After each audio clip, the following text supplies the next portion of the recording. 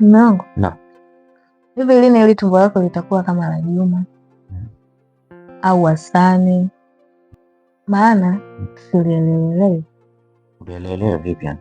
Ule ni kubwa, natakiwa ile flat hivi kama la Hasani.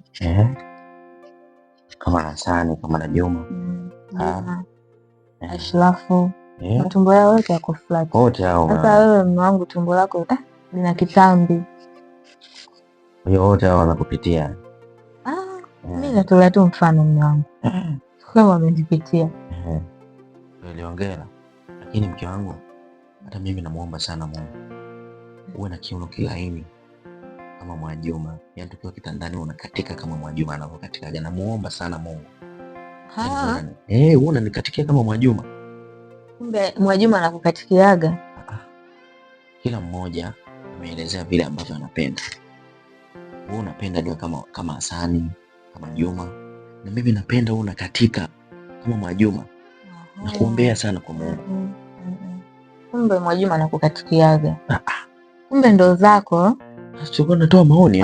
Mimi nimesema tu kitambi. Sijasema kuhusu kukatika. Alafu wewe ndo unaanza kuniambia nikatika kama Mwajuma. Wewe yatakushinda. Umeelewa? Yatakushinda. Umelianzisha mwenyewe hapa. Sitaki ujinga. Hebu lala.